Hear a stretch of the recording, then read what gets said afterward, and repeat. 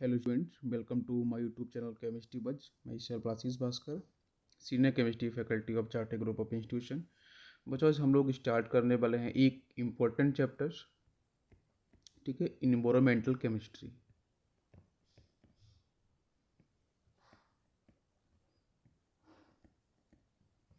Actually अगर मैं यहाँ से आपको बताता हूँ तो इन्वायरमेंटल केमिस्ट्री से पिछले कुछ 2-3 साल से अगर आप देख रहे हो कि पेपर्स उठा के, तो इन्वायरमेंटल केमिस्ट्री हो गया, केमिस्ट्री इन एवरीडे लाइफ हो गया, है ना, इवन आपका बायोमोलिक्यूल्स हो गया। तो यहाँ से बच्चों क्वेश्चंस आपके बिल्कुल डिस्कस किए जा रहे हैं, ठीक है। तो जनरली क्या होता है कि बच्चे क्या करते हैं या फिर टीचर्स भी क्या करते हैं कि स्टार्टिंग के सोचते कि जो चैप्टर इंपॉर्टेंस है, ऑर्गेनिक केमिस्ट्री का हो, इनऑर्गेनिक का हो, फिजिकल का हो, उनको फटाफट से कवर कर देते हैं। लेकिन जो आपके छोटे छोटे चैप्टर्स हैं, इनको स्टूडेंट्स पे डाल देते हैं कि भाई आप लोग यहाँ पे जो NCERT है, ठीक है, उसका आप स्टेप बाय स्टेप जो लाइन्स है उसको आप एक बार पिन पॉइंट कर लो और यहाँ से क्वेश्चंस आपको देखने को मिल जाएंगे। तो एक बारी मैं क्या करता हूँ कि इसकी इम्पोर्टेंस थोड़ी सी इन चैप्टर्स की बढ़ती जा रही है, ठीक है। तो इन चैप्टर्स की इम्पोर्टेंस की वजह से मैं यहाँ पे आपको जो इसके इम्पोर्टेंट पिन पॉइंट्स हैं, ठीक है, तो आपको NCERT देखने की रिक्वायरमेंट नहीं पड़ेगी, ठीक है। आपको अगर ये लेक्चर्स एक बार आप देखोगे 40 to 50 मिनट्स या 1 आवर, तो डेफिनेटली आपको चीज़ें एक बार आपको बिल्कुल आसानी से समझ में आ जाएंगी, ठीक है। तो यहाँ से चाहे आपका जेई मेंस एग्ज़ाम हो, ठीक है, चाहे आपका नीट का एग्ज़ाम हो, इवन एडवांस के अंदर भी बच्चों यहाँ से जनरली क्वेश्चन, थियोरटिकल क्वेश्चंस पूछे जा रहे हैं, ठीक है। क्योंकि आजकल आपको पता है कि हमारे नेचर में या फिर इन्वायरमेंट में, मैं पूरे ग्लोब की बात कर रहा हूँ, पूरे वर्ल्ड की बात कर रहा हूँ, यूनिवर्स की बात कर रहा हूँ, तो जहाँ पे हमारे इन्वायरमेंट को लेके बहुत सारी कंसर्न्स आ रहे हैं, ठीक है, जहाँ पे चीज़ें डिस्कस करी जा रही हैं कि इन्वायरमेंट में जो पॉल्यूशन है या फिर इन्वायरमेंट में जो चेंज देखने को मिल रहा है, ठीक है, उस इन्वायरमेंट में चेंज, जो ड्रास्टिक चेंज आ रहे हैं, ठीक है, जैसे मेल्टिंग ऑफ ग्लेशियर्स हो रहे हैं, ठीक है, कहीं ना कहीं सी लेवल जो है वो बढ़ता जा रहा है, ठीक है, ग्लोबल वार्मिंग के बारे में बात करी जा रही है, ग्लोबल कूलिंग के बारे में बात करी जा रही है। तो डिफरेंट आपके वर्ल्ड वाइड कॉन्फ्रेंस हो रही है इस चीज़ के ऊपर, ठीक है। तो ये काफ़ी मतलब हम बोल सकते हैं कि काफ़ी इंपॉर्टेंट कॉन्सेप्ट यहाँ से बन सकते हैं, और ये थोड़ा इंपॉर्टेंट भी चैप्टर रहेगा, इसलिए इसको हम क्या करते हैं, कंटिन्यू करते हैं। तो स्टार्ट करते हैं कि हम इन्वायरमेंटल केमिस्ट्री किसको बोलते हैं, ठीक है। तो इन्वायरमेंटल केमिस्ट्री का मतलब है बच्चों physical, chemical, social and biological, ठीक है। आप ध्यान देना, फिजिकल के साथ केमिकल इंटरेक्शन, केमिकल के साथ सोशल एंड सोशल के साथ बायोलॉजिकल, या फिर आप इंटरलेट कर सकते हो, फिजिकल के साथ बायोलॉजिकल भी हम बोल सकते हैं, फिजिकल के साथ हम सोशल भी बोल सकते हैं, इसी तरीके से केमिकल के साथ हम बायोलॉजिकल भी बोल सकते हैं, है ना, सोशल के साथ भी हम लोग फिजिकल बोल सकते हैं। तो एक्चुअली यहाँ पे जो एक इंटरेक्शन है, जो आपका इंटर रिलेशन है किस किस के बीच में, physical, chemical, social and biological interaction with the surroundings, हमारे सराउंडिंग में जो भी चीज़ें अवेलेबल हैं, जो भी मटेरियल्स या सब्सटेंस अवेलेबल हैं, ठीक है, it may be living, it may be non living, ठीक है। तो चाहे मैक्रो हो चाहे माइक्रो हो, ठीक है। तो जो भी हमारी सराउंडिंग में जो भी चीज़ें अवेलेबल हैं, उसके साथ physical interaction, chemical interaction, social interaction, biological interaction, ठीक है। तो ये पूरी के पूरी जो कॉम्बिनेशन है, इसको हम बोलते हैं इन्वायरमेंटल केमिस्ट्री, ठीक है। तो इन्वायरमेंटल केमिस्ट्री में पहले तो पढ़ना क्या वो देख लो। इन्वायरमेंटल केमिस्ट्री के अंदर हमारे जो सराउंडिंग्स हैं, इन्वायरमेंट में हम बात कर रहे हैं, तो इन्वायरमेंट के अंदर जो भी मेटेरियल्स लिविंग नॉन लिविंग हमारा प्रेजेंट है, उसके साथ एक इंटरेक्शन होना चाहिए। और वो लिविंग और नॉन लिविंग कहाँ प्रेजेंट है, सराउंडिंग्स के अंदर प्रेजेंट है। तो उन सराउंडिंग के अंदर जो भी चीज़ प्रेजेंट है, लिविंग नॉन लिविंग, उसके साथ आपका फिजिकल रिलेशन क्या है, केमिकल रिलेशंस क्या है, सोशल रिलेशंस क्या है, बायोलॉजिकल क्या है। तो ये सारे के सारे जो इंटरेक्शंस हैं, जो भी चीज़ अवेलेबल है हमारे सराउंडिंग्स के अंदर, ठीक है ना, तो उसको हम स्टडी करते हैं इन्वायरमेंटल केमिस्ट्री के अंदर। समझ में आ गया होगा व्हाट इज इन्वायरमेंटल केमिस्ट्री। तो इन्वायरमेंटल केमिस्ट्री इज बेसिकली जहाँ पे हम लोग स्टडी करते हैं physical, chemical, social, biological interaction with the surrounding. Surrounding में क्या प्रेजेंट है आपका, लिविंग एंड नॉन लिविंग। तो ध्यान देना, लिविंग जो ऑर्गेनिज्म होते हैं या फिर हमारे जो नॉन लिविंग, ठीक है, नॉन लिविंग, तो इनके साथ जो इंटरेक्शन है इतने तरीके से, फिजिकल, केमिकल, सोशल, बायोलॉजिकल। तो इन सब इंटरेक्शन को हम लोग क्या, कहाँ स्टडी करेंगे, इन्वायरमेंटल केमिस्ट्री के अंदर। तो देखते हैं इन्वायरमेंटल केमिस्ट्री में व्हाट इज, क्वेश्चन है कि व्हाट इज इन्वायरमेंट। तो अब एक क्वेश्चन है कि इन्वायरमेंट है क्या। तो मैंने बोला कि इन्वायरमेंट के साथ इंटरेक्शन होना चाहिए, सोशल, फिजिकल, है ना। बट यहाँ पे क्वेश्चन है कि इन्वायरमेंट फिर होता है, मैंने बताया कि लिविंग और नॉन लिविंग, इन सब के कॉम्बिनेशन को हम बोलते हैं इन्वायरमेंट। तो यहाँ देखते हैं, environment refers to the surrounding of an object and organism, ठीक है। तो जो ऑब्जेक्ट, जैसे सिंपल सा एग्जांपल आप ले लो, आप लिविंग ऑर्गेनिज्म हो, ये फिर आपके घर में जो चेयर है वो आप नॉन लिविंग के बेस में आप ले सकते हो। तो उसके आसपास जो भी चीज़ें आपको दिख रही हैं वो सबके सब क्या आपके हैं, मतलब हम बोल सकते हैं कि जो एनवायरनमेंट बेसिकली वो रेफर करता है सराउंडिंग में। ठीक है, सराउंडिंग मतलब आपके आसपास, अगर आपके बारे में स्टडी कर रहे हैं तो ऑब्वियसली आप एक ऑब्जेक्ट हो जाओगे। ठीक है, आप क्या हो जाओगे, ऑब्जेक्ट। उसके आसपास जो भी है, इवन एयर स्पेस जो भी है, वो सब का सब क्या होगा, सराउंडिंग होगा। It include every living and non living things around us. ठीक है, environments consist of living and non living components, जो हम लोगों ने अभी मैंने पहले डिस्कस किया था। लिविंग एंड नॉन लिविंग के जो अगर पार्ट को कंबाइन कर देते हो तो एनवायरमेंट का फॉर्मेशन हो जाएगा। ठीक है, उसको एनवायरमेंट बोलेंगे। द लिविंग कंपोनेंट, जिसमें एनिमल्स आएंगे, प्लांट्स आएंगे एंड माइक्रो ऑर्गेनिज्म आएंगे। ठीक है, मतलब दैट इज, इसका मतलब होगा कि all living organism. Non living की अगर कंपोनेंट की बात करते हैं तो एयर हो गया, वाटर हो गया, टेम्परेचर हो गया, सॉइल हो गया। ध्यान दो टेम्परेचर। ठीक है, जनरली बच्चे क्या ध्यान देते हैं, एयर, वाटर और सॉइल को रिलेट कर लेते हैं, बाकी और भी जो भी हमारे नॉन लिविंग है उन सबको करते हैं। Temperature is also in non living. ठीक है, तो all the other things just affect us, जो हमें अफेक्ट करते हैं, है ना, in one and other way. ठीक है, डायरेक्टली भी कर सकते हैं, इनडायरेक्टली भी करते हैं। तो environmental studies deals with the sum of all social, economical, biological, physical and chemical, ठीक है, inter relations with our surroundings. ठीक है, तो ये आपका पूरा पूरा पार्ट एनवायरमेंट होगा, जहाँ पे देखने को आपको मिलेंगे कौन कौन से इसके पार्ट्स होते हैं। जहाँ पे पहला पार्ट आता है आपका एटमॉस्फेयर, सेकेंड पार्ट आता है आपका hydrosphere, third part is lithosphere, fourth part is biosphere. ठीक है, तो यहाँ पे ध्यान रखना है, एटमॉस्फेयर होगा, हाइड्रोस्फीयर, लिथोस्फीयर, बायोस्फीयर। देखो एटमॉस्फेयर से आप रिलेट करना, जो एटमॉस्फेयर में यहाँ पे एटम वर्ड रिलेट किया गया है, तो एटमॉस्फेयर बेसिकली अगर आप रिलेट करना है तो गैस के साथ। एटमॉस्फेयर में आपको पता है गैसेस का बेसिकली प्रेजेंट है, तो इसको हम कैसे रिलेट करते हैं, this comprise A blanket of gaseous layer around air. Air के आस, आपकी जो अर्थ है, अर्थ के आसपास जो एक गैसियस लेयर है ब्लैंकेट की फॉर्म में, ठीक है, वो हम एटमॉस्फेयर को वहाँ पे हम डिफाइन करते हैं। ठीक है, the atmosphere surrounding us can be divide into 4 regions, जहाँ पे मिलते हैं ट्रोपोस्फियर, स्ट्रेटोस्फियर, मीजोस्फियर एंड आपका थर्मोस्फियर। तो ये इंपॉर्टेंट पॉइंट आपके कौन कौन से हैं वो देख लो। एटमॉस्फेयर की हम बात करें, एटमॉस्फेयर बेसिकली 4 कंपोनेंट्स आपका डिफाइन किया जाता है कि ट्रोपोस्फियर हो गया, नेक्स्ट इज आपका स्ट्रेटोस्फियर हो गया, ठीक है, एंड मीजोस्फियर एंड आपका थर्मोस्फियर। नेक्स्ट हम बात करेंगे हाइड्रोस्फियर के बारे में। तो हाइड्रोस्फीयर क्या, हाइड्रो का मतलब वाटर से रिलेट करते हैं, एक्वा से रिलेट करते हैं।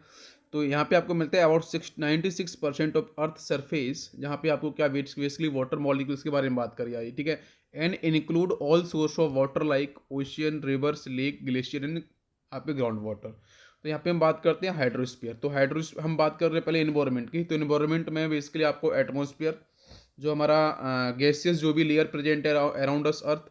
सेकेंड पार्ट आपका हाइड्रोस्फीयर, जहाँ पे वाटर मॉलिक्यूल्स का पूरा। नेक्स्ट आपका लिथोस्फीयर। लिथोस्फीयर का मतलब यहाँ पे सॉइल से रिलेटेड बात की जा रही है। ठीक है, तो अर्थ में जो आपकी सॉलिड क्रस्ट है, ठीक है, अर्थ क्रस्ट है, उसके बारे में यहाँ पे हम बात करते हैं कि आपके सॉलिड, जो आपका सॉलिड क्रस्ट है, आपका अर्थ क्रस्ट है, अपर लेयर है, उसमें हम बात करते हैं आउटर मिनरल कवर के बारे में। ठीक है, तो वो आपका मिलता है लिथोस्फीयर के अंदर, जहाँ पे आपको मिलता है compress soils, minerals and organic matters. तो मैं फिर से रिपीट करता हूँ, एटमॉस्फेयर में हम बात करते हैं ब्लैंकेट ऑफ गैसेस लेयर के बारे में। हाइड्रोस्फीयर में हम 96% जो हमारा अर्थ के सरफेस में जो वाटर मॉलिक्यूल्स की प्रेजेंट है, it may be present in like ocean, river, lakes, glacier and ground water. Lithosphere के बारे में बात करते हैं तो यहाँ पे आपका जो सॉलिड, जो हम क्रस्ट के बारे में बात करते हैं, अर्थ क्रस्ट जो अपर लेयर, उसके बारे में बात करते हैं, वहाँ पे आपको और सॉइल्स मिलेगी, मिनरल्स मिलते हैं, ऑर्गेनिक मैटर्स मिलते हैं। ठीक है, नेक्स्ट बात करते हैं बायोस्फीयर। तो बायोस्फीयर में बात करते हैं, refers to a domain of living organism in covalent with, covalent attach है with the atmosphere, hydrosphere as well as lithosphere. मतलब हाइड्रोस्फीयर और लिथोस्फीयर, इनका जो कॉम्बिनेशन है, बात समझो। आपका हाइड्रोस्फीयर का मतलब क्या है, जो 96% वाटर मॉलिक्यूल्स के बारे में बात करी जा रही है। ठीक है, लिथोस्फीयर के बारे में बात करते हैं तो यहाँ पे अर्थ के बारे में बात करी जा रही है, जो अर्थ का अपर क्रस्ट है आपका। ठीक है, तो उसमें आपको सॉइल मिल रहा है, मिनरल मिल रहा है एंड आपका ऑर्गेनिक मैटर मिल रहा है। तो इन दोनों का जो एक कोवलेंट अटैचमेंट है, कोवलेंट का मतलब यहाँ पे शेयरिंग से रिलेटेड है, बात समझो। कोवलेंट का मतलब यहाँ पे रहेगा शेयरिंग। ठीक है, तो इनकी आपस में जो इंटरेक्शन है, किसका, हाइड्रोस्फीयर का लिथोस्फीयर के साथ, या फिर लिथोस्फीयर का हाइड्रोस्फीयर के साथ, उसको हम बोलते हैं बायोस्फीयर। इतनी बात क्लियर हो गई। इसको हम बात नेक्स्ट पॉइंट पे बात करेंगे, व्हाट इज इन्वायरमेंटल केमिस्ट्री। तो इन्वायरमेंटल केमिस्ट्री बेसिकली आपकी क्या है, इस पे हम लोग चलते हैं। में आपको मिलेगा व्हाट इज इन्वायरमेंटल केमिस्ट्री। ठीक है, इन्वायरमेंटल केमिस्ट्री के बारे में आपका बेसिक जो पॉइंट है वो क्या रहेगा, क्योंकि ये चैप्टर भी आपके इसी नाम से इन्वायरमेंटल केमिस्ट्री में। तो बेसिकली मैंने भी डिस्कस किया, इन्वायरमेंट के बारे में डिस्कस किया, देन उसके पार्ट्स किस तरीके से आपके डिफाइन करे जा रहे हैं। नेक्स्ट पॉइंट में आपको आएगा, one can define environmental chemistry as a branch of chemistry which deals with the study of origin, transport, reaction and effect and fates of chemical species in the environment. तो अभी जो chemical species जो environment में आपके present है, उस chemical species का हम ओरिजिन के बारे में स्टडी करें, उसके ट्रांसपोर्ट के बारे में स्टडी करते हैं, एज वेल एज उसके जो केमिकल या फिजिकल जो रिएक्शंस हैं, प्रॉपर्टीज़ हैं, ठीक है, उसके बारे में स्टडी, देन वो उसके जो इफेक्ट्स हैं, ठीक है, एंड फैट्स। तो वो सारे के सारे पॉइंट्स को अगर हम कंबाइन करते हैं, उनको ऊपर स्टडी करते हैं किसी भी एक केमिकल स्पीसीज या मल्टीपल केमिकल स्पीसीज के बारे में, तो कहीं ना कहीं वो आपके इन्वायरमेंट को डिफाइन करेगा। ठीक है, तो बेसिकली आप ये समझो कि हम किसी भी जो भी आपके यहाँ पे केमिकल स्पीसीज है, अगर उस केमिकल स्पीसीज के आसपास के अगर मैं उसकी ओरिजिन, ध्यान देना, उसकी अगर मैं ओरिजिन के बारे में स्टडी करता हूँ, सेकेंड पॉइंट इज अगर मैं उसके ट्रांसपोर्ट के बारे में स्टडी करूँगा, नेक्स्ट इज वो जो कौन कौन सी केमिकल और फिजिकल प्रॉपर्टी को होल्ड कर रहा है, मतलब वो रिएक्शंस आपकी डिफाइन हो जाएंगी। नेक्स्ट हम बात करेंगे तो यहाँ पे आपके जो इफेक्ट्स हैं, ठीक है, उसके बारे में बात करी जाएगी। अभी जो इफेक्ट्स के बारे में बात करते हैं, तो किस तरीके से वो अपने इफेक्ट को शो कर रहा है, जहाँ पे हम उसके डिफरेंट जो जो केमिकल रिएक्शंस हैं, जो इसकी फिजिकल रिएक्शंस है, फिजिकल केमिकल प्रॉपर्टीज़ हैं, ठीक है, तो उन प्रॉपर्टीज़ को वो किस तरीके से रिलेट करता है, उसको हम बोलते हैं यहाँ पे इफेक्ट, ठीक है, एंड उसके फैक्ट्स के बारे में। अगर हम इन पॉइंट्स पर अगर हम स्टडी करते हैं किसी भी केमिकल स्पीसीज़ के, तो डेफिनेटली वो एक इन्वायरमेंट को जनरेट करता है। क्लियर है। नेक्स्ट बात करते हैं, एक तो आपकी एक बेसिक डेफिनेशन हम बोल सकते हैं कि इन्वायरमेंटल केमिस्ट्री में हम एक्चुअली क्या देखते हैं, ठीक है, हम स्टडी क्या करते हैं, किस तरीके से किसी भी केमिकल स्पीसीज के, ये आपके 4 to 5 पार्ट्स के बारे में स्टडी करते हैं। ठीक है, नेक्स्ट हम बात करते हैं, it also includes the application of chemistry for understanding and solving the environmental change. जो इन्वायरमेंट में चेंज हो रहा है, ठीक है, तो उसमें जो आपकी अंडरस्टैंडिंग है या जो भी प्रॉब्लम्स उसमें आपको दिख रही हैं, उनके सॉल्यूशंस के बारे में बात करी जा रही है। ठीक है, वो सब के सब आपको देखने को मिलते हैं इन्वायरमेंटल केमिस्ट्री के अंदर। And effect on the organism, फिर वहाँ पे जो भी आपको चेंज हो रहा है, उस चेंज में जो आपका क्या कौन सा अगर पॉजिटिव चेंज है, नेगेटिव चेंज है, तो उसके रिस्पेक्ट में आपका जो ऑर्गेनिज्म है उन पर क्या इफेक्ट पड़ रहा है, तो सारे के सारे पॉइंट को हम स्टडी करते हैं इन्वायरमेंटल केमिस्ट्री के अंदर। It also includes the application of chemistry to solve the problems related to environment such as environmental pollution. तो इंपॉर्टेंट कंसर्न जो अभी चल रहा है करंटली वो आपका है इन्वायरमेंटल पॉल्यूशन। तो environmental pollution actually basically problems है आपकी, इसको रिजॉल्व कैसे करना है, सॉल्व कैसे करना है, टेक्नोलॉजिकल चेंज करना है, किस तरीके से आपको रिजॉल्व करना है प्रॉब्लम को, तो उसको भी हम स्टडी करते हैं इन्वायरमेंटल केमिस्ट्री के अंदर।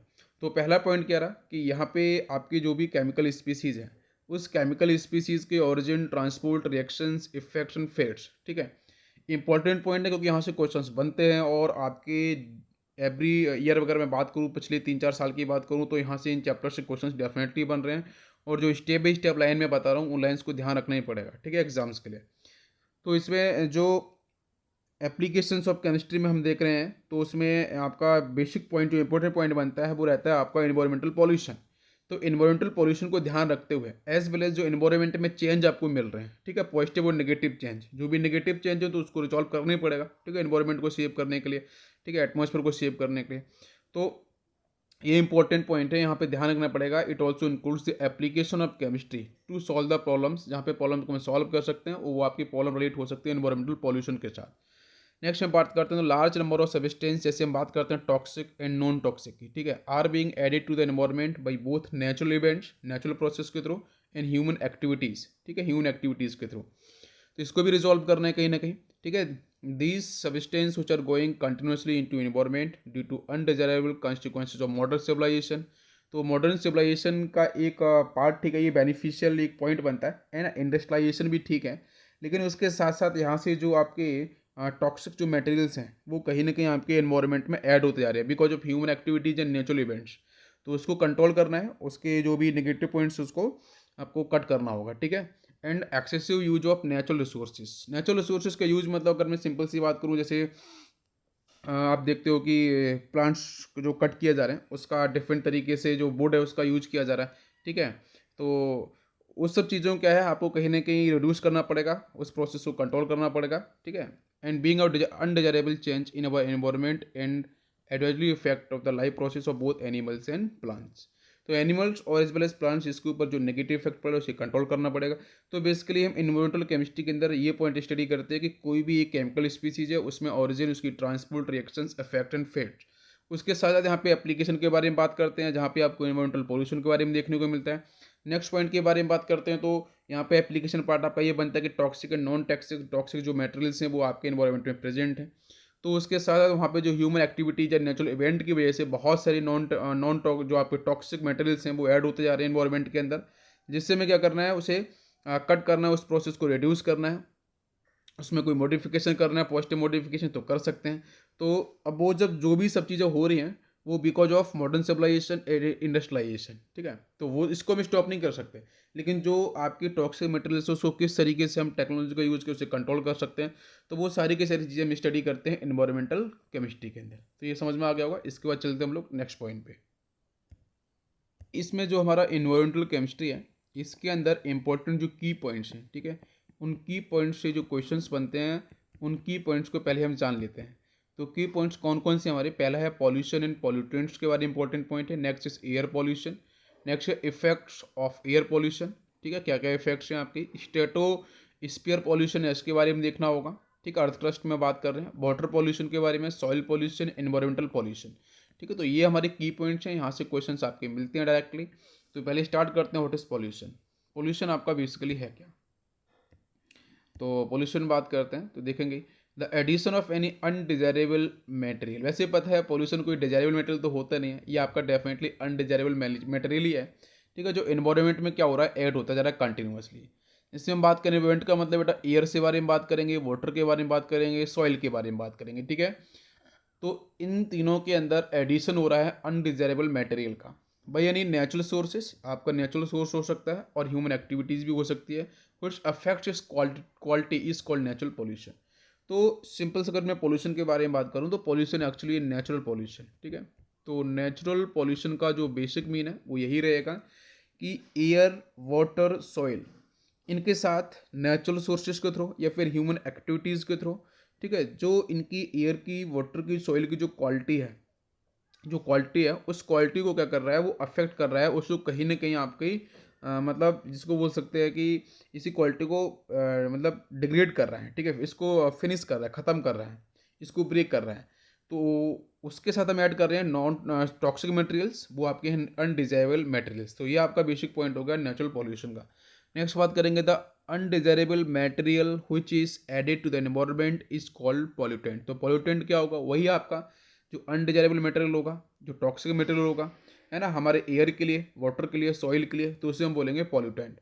तो pollution is caused by the fast population growth. अब जो आपकी हम बात कर रहे हैं पॉल्यूशन के बारे में हम बात कर सकते हैं।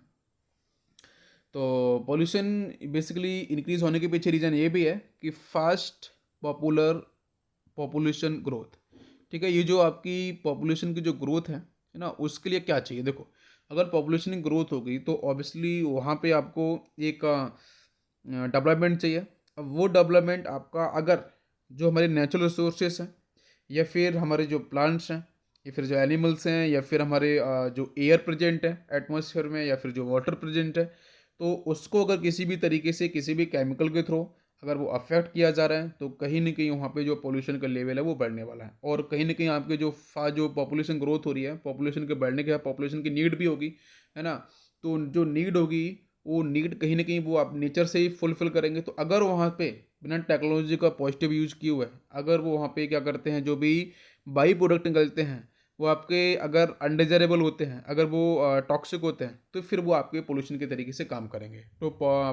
तो पोल्यूटेंट के तरीके से काम करेंगे और नेचुरल पोल्यूशन आपका डेफिनेटली इंक्रीज करेगा। पहला पॉइंट ये हो गया। सेकेंड पॉइंट है आपका एक्सेसिव इंडस्ट्रियलाइजेशन। अगर इंडस्ट्रियलाइजेशन मतलब टोटल जो इंडस्ट्रियलाइजेशन जो बढ़ रहा है उसके पीछे रीजन भी है फास्ट पॉपुलेशन ग्रोथ बढ़, आप चाइना देख सकते हो, इंडिया देख सकते हो, है ना, आप और भी डिफरेंट कंट्रीज, ब्राज़ील देख सकते हो, डिफरेंट जो भी कंट्री जहाँ पे पॉपुलेशन काफ़ी तेज़ी से बढ़ी है पिछले कुछ आपके 10 ईयर्स के अंदर, ठीक है। तो आप देख सकते हो वहाँ पे कहीं ना कहीं पॉपुलेशन के बढ़ने के साथ पॉपुलेशन की जो नीड है वो भी आपकी इंक्रीज़ करेगी। तो वो नीड पूरी करने के लिए क्या है कि जो हमारा अर्थ है, ठीक है, जो हमारी एयर है, ठीक है, जो हमारे प्लांट्स हैं, ठीक है, इन सब चीज़ों से वो फुलफिल करते हैं। फिर वहाँ से जो बाई प्रोडक्ट हैं, जो आपके अनडिजायरेबल मेटल्स हैं, उसको वो वहाँ पे छोड़ देते हैं। तो उसकी वजह से क्या है कि जो आपका पॉल्यूशन है वो डेफिनेटली इंक्रीज करेगा। नेक्स्ट आपको ध्यान देना है कौन कौन सा पॉइंट है, यहाँ से क्वेश्चंस बना है प्रीवियस ईयर के अंदर कि कौन कौन सी कॉज ऐसे हैं जिन कॉज की वजह से जो आपका पॉल्यूशन वो इंक्रीज किया है। तो पहला आपको ध्यान देना fast population growth. Second point is आपको पूछेगा कि चारों में से करेक्ट ऑप्शन कौन से है, वहाँ से क्वेश्चंस बनते हैं। सेकंड पूछेगा एक्सेसिव इंडस्ट्रियलाइजेशन, ठीक है, टिक करना होगा आपको। नेक्स्ट आपका रैपिड आपका अर्बनाइजेशन, ठीक है। नेक्स्ट आपका use of pesticides in agriculture, ठीक है। ये चारों पॉइंट ध्यान देना। पहला पॉइंट आपका ये हो गया, सेकेंड पॉइंट आपका industrialisation, third point is urbanisation and fourth point is pesticides का यूज एग्रीकल्चर के अंदर। ये चारों को चारों जो आपके पॉइंट्स हैं ये इंपॉर्टेंट है, यहाँ से क्वेश्चन प्रीवियस ईयर के अंदर जेईई मेंस ने पूछा है, ठीक है, ध्यान देना इसको। नेक्स्ट पॉइंट है insult environmental pollution is a process of contamination of the environment with harmful wastes arising mainly from the human activities। तो ह्यूमन एक्टिविटीज़ तो आपके फाइनली आपके रिस्पॉन्सिबल है ही, ठीक है। तो इसे भी कहीं ना कहीं आपको पॉजिटिव सेंस में लेना पड़ेगा और चीज़ें सही ढंग से करनी पड़ेंगी, टेक्नोलॉजी का पॉजिटिव यूज़ करना पड़ेगा, ठीक है। तो ये आपका हो गया पोल्यूशन के बारे में। पोल्यूशन में पहले आपको नेचुरल पोल्यूशन क्या हुआ है ना, आपका एयर वाटर सॉइल के साथ अनडिजायबल मटेरियल को ऐड कर देना, वो आपका हो गया नेचुरल पॉल्यूशन, ठीक है, जहाँ पे नेचुरल रिसोर्सेज के थ्रू हो सकता है as well as human activities के थ्रू भी हो सकता है। पोल्यूटेंट क्या हो गया, अनडिजायरेबल आपका जो मटेरियल है, ठीक है। उसके पीछे कॉज क्या है, कॉज आपके यहाँ पोल्यूशन ग्रोथ हो गया, excessive industrialisation, rapid urbanisation and use of pesticide in agriculture, ठीक है। इसको आपको ध्यान रखना है। तो सबसे पहले हम बात करेंगे इन्वायरमेंटल पॉल्यूशंस के बारे में। आपका इन्वायरमेंट पॉल्यूशन, ठीक है। तो इन्वायरमेंट पॉल्यूशन आपका बेसिकली क्या है, देखते हैं इसको। तो नाम ही है आपका इन्वायरमेंट पॉल्यूशन। तो इसमें पॉल्यूशन जो भी आपको मिल रहा है वो इन्वायरमेंट में मिल रहा है, वो किस तरीके से है वो समझेंगे। तो इसमें वही पॉइंट है कि undesirable change in the surrounding, ठीक है। सराउंडिंग के अंदर जो आपका अनडिजायरेबल चेंज होगा, ठीक है, उसको बोलते हैं इन्वायरमेंटल पॉल्यूशन। अभी जो अनडिजायरेबल चेंज है वो टॉक्सिक मटेरियल, अनडिजायरेबल मटेरियल उनके एडिशन की वजह से है, ठीक है। Any substance that cause pollution is known at pollutant. Pollutant can B solid हो सकते हैं, लिक्विड हो सकते हैं, गैसेस फेज में आपको हो सकते हैं कि सॉलिड, लिक्विड, गैस। तो pollutant can be released into environment by a natural process and man made activities, ठीक है। दो ही आपकी एक्टिविटीज़ हैं, इनके थ्रू क्या होता है, आपका जो पॉल्यूटेंट है वो हमारे नेचर या एनवायरनमेंट के अंदर ऐड होता है, ठीक है। तो तीनों स्टेट पता चलिए आपको, solid, liquid and gas. Atmosphere has different layer and regions in which it is divided. तो कौन कौन से रीजन्स हैं हमारे एटमॉस्फेयर में, पहला आता है ट्रोपोस्फियर, स्ट्रेटोस्फियर, मेजोस्फियर एंड थर्मोस्फियर। देख लेते हैं एक बार इसको, जहाँ में बेटा पहला लगा आपका ट्रोपोस्फियर।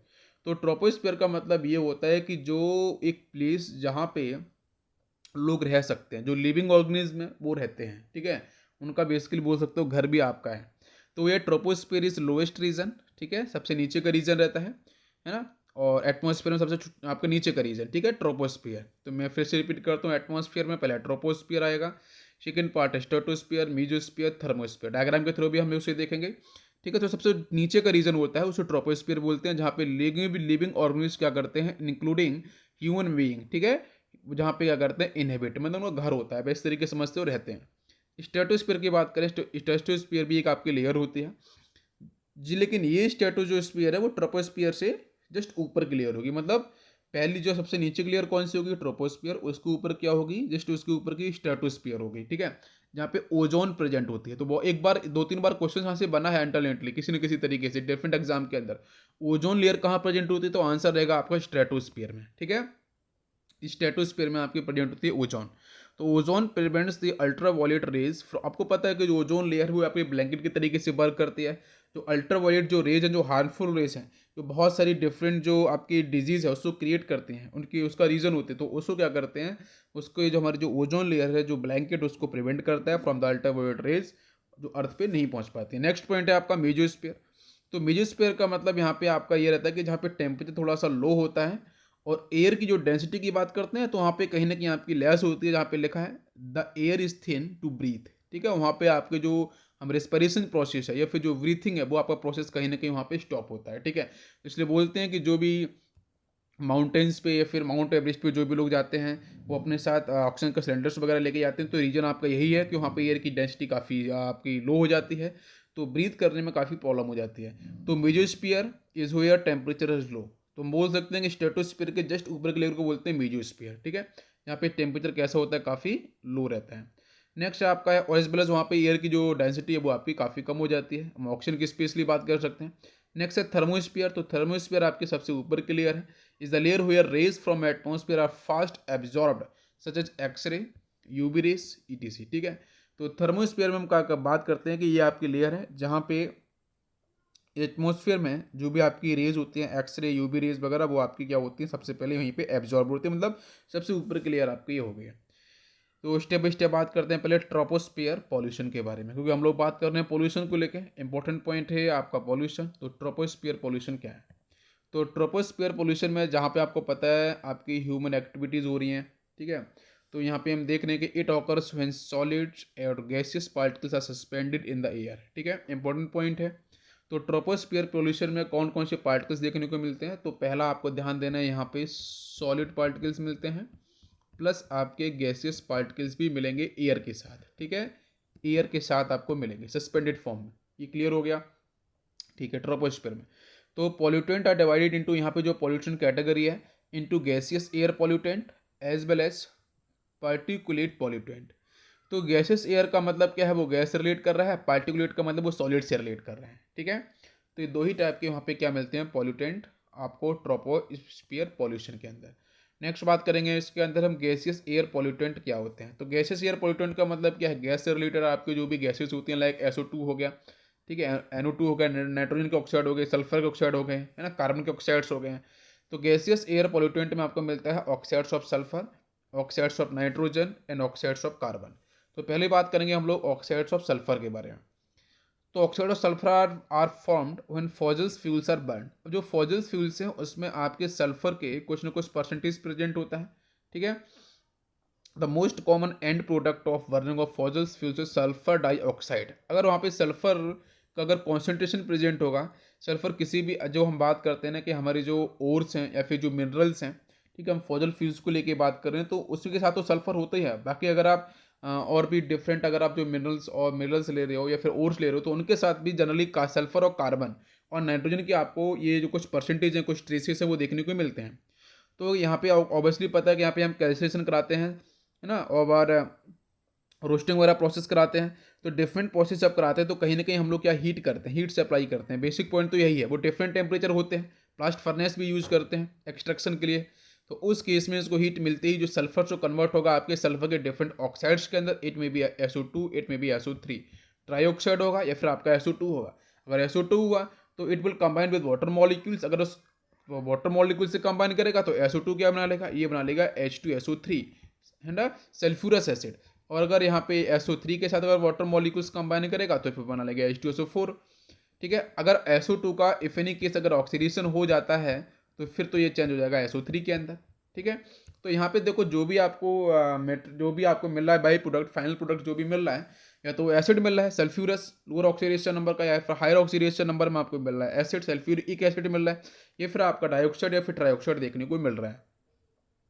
तो ये बेसिकली क्या है, इन जो अगर फाइनली अगर वाटर मॉलिक्यूल्स मिल रहा है, नहीं फाइनली अगर आपको एसिड मिल रहा है, तो ये एसिड बेटा क्या करेगा, वाटर मॉलिक्यूल से जब कंबाइन करता है, तो इसलिए बेटा फाइनली जब बोलते हैं एसिड रेन, है ना, इसी को हम क्या बोलते हैं, एसिड रेन हम बोलते हैं। ठीक है, तो पहला तो आपका होगा ऑक्साइड ऑफ सल्फर।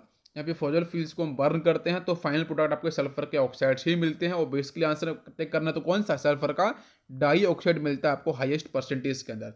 तो आप रिएक्शन देख लो, SO2 प्लस O2 SO3 में चेंज होगा, SO2 प्लस हम ओजोन के कॉन्टैक्ट में बात करेंगे, मतलब कहीं कहीं ऑक्सीडेशन हो रहा है, तो SO2 का ऑक्सीडेशन होगा। पता है कि ओजोन के बारे में बताया था ये, अगर if it will act as oxidising agent, तो इस केस में आप देख सकते हो कि O2 में चेंज होता है प्लस नेसेंट ऑक्सीजन को रिलीज करता है।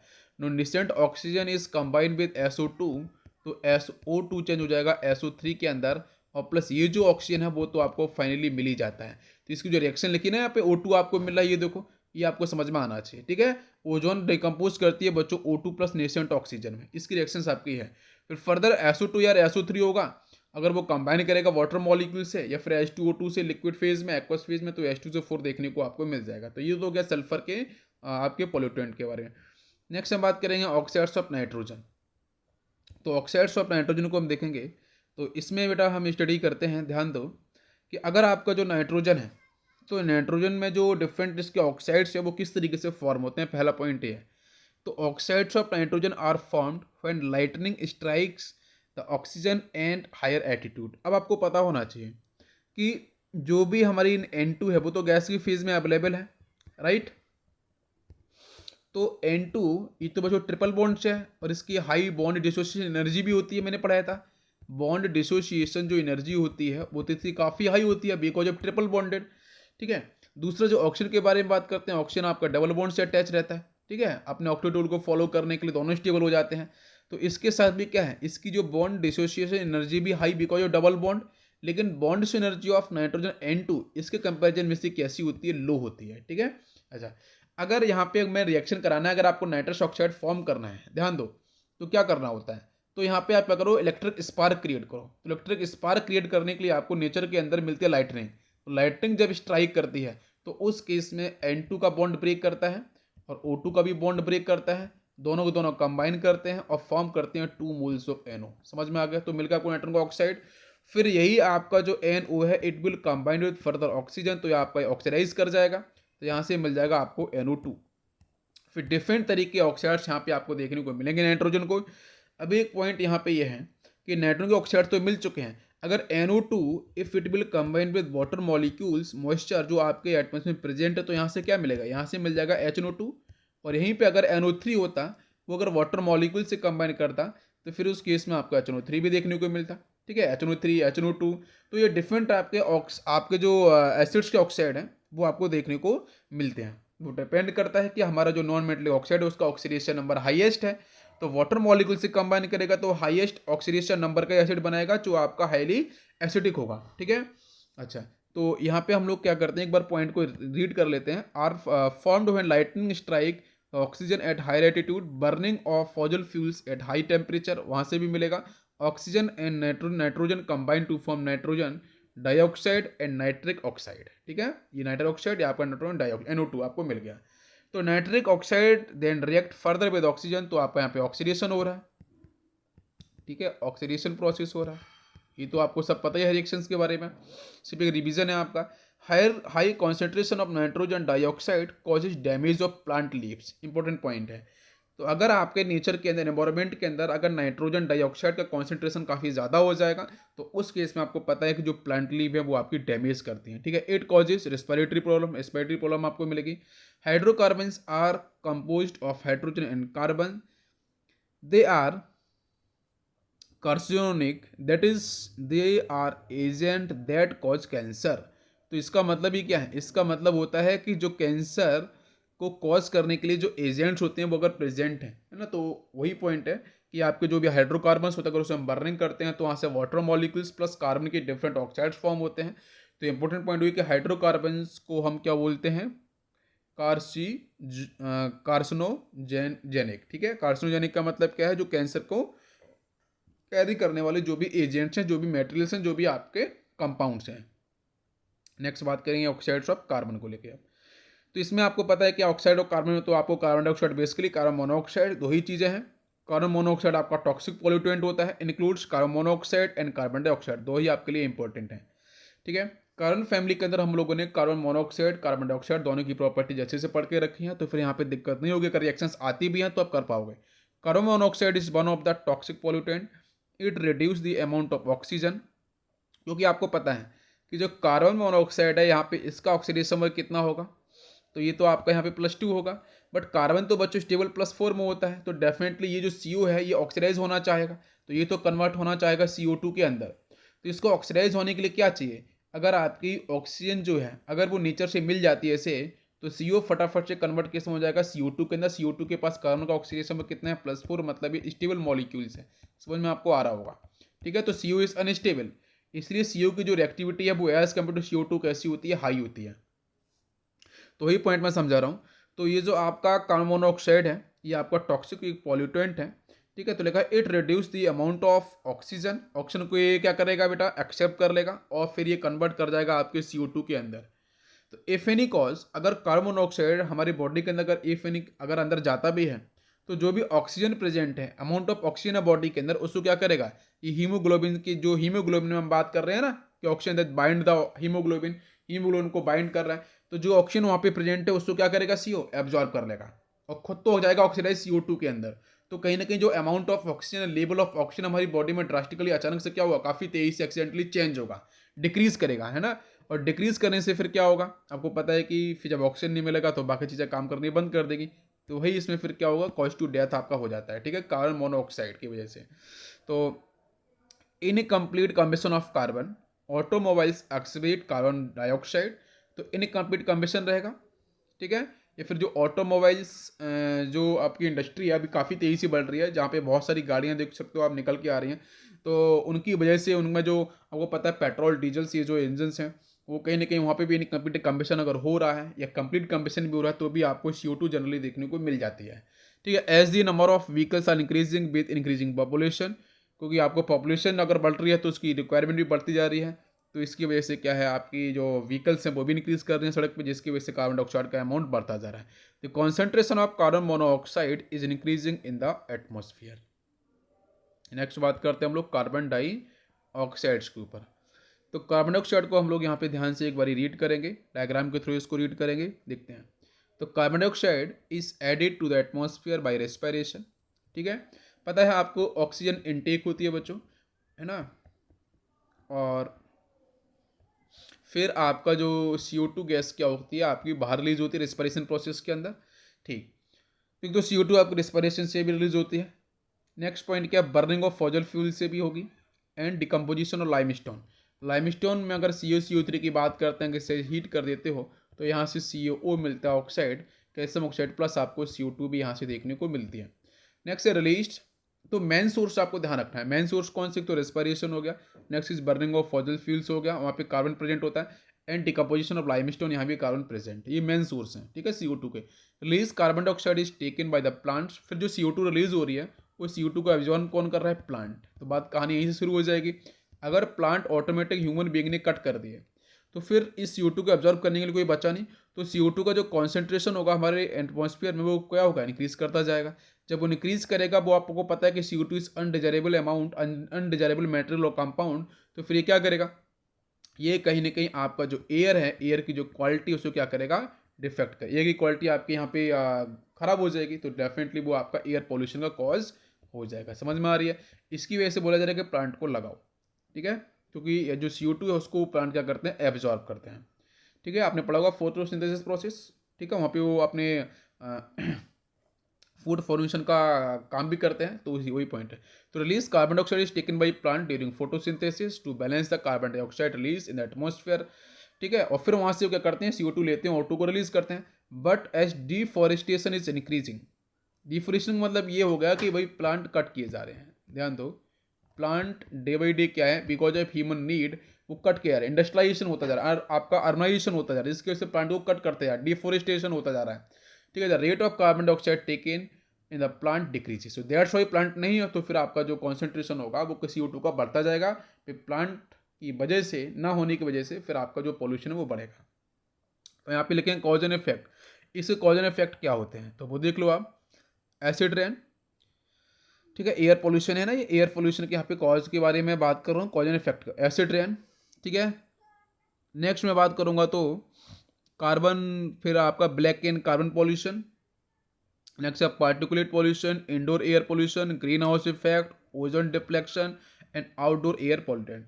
तो ये सारे के सारे इफेक्ट यहाँ पे आपको देखने को मिलेंगे, ठीक है। तो cause and effect of air pollution ध्यान रखना कौन कौन से हैं, ये तो green house effect, indoor air pollution, outdoor air pollution, ozone depletion, ठीक है, as well as particulate pollution, acid rain and black carbon आपका ये पोल्यूशन। तो ये आपको सबको ध्यान रखना है यहाँ पे इसकी air pollution cause and effect के बारे में।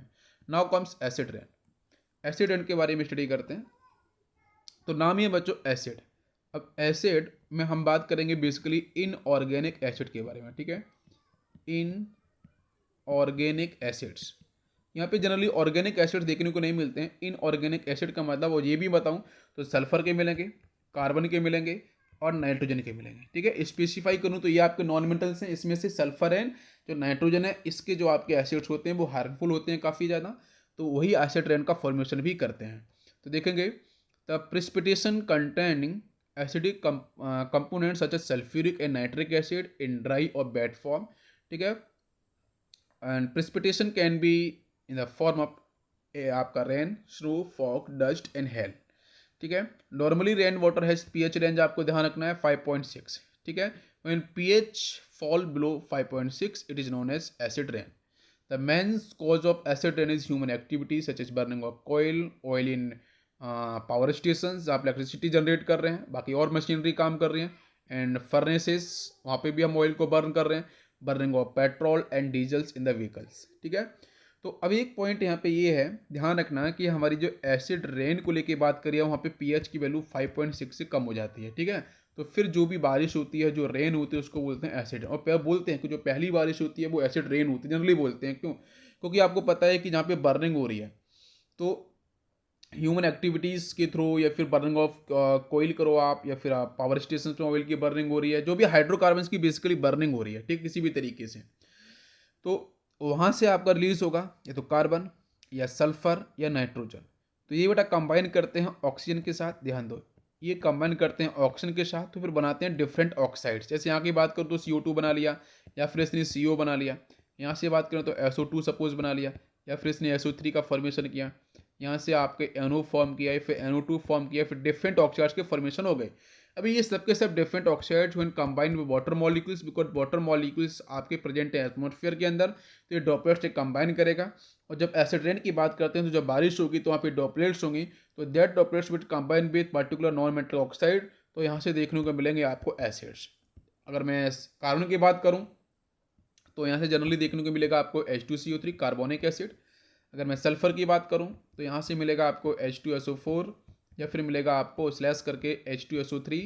ठीक है, बाकी डिफरेंट और भी ऑक्साइड बन जाते हैं, वो डिफरेंट प्रोपोर्शंस में बात करते हैं रेशियो में, SO2 और यहाँ पे आपका वाटर मॉलिक्यूल्स की कॉम्बिनेशन की।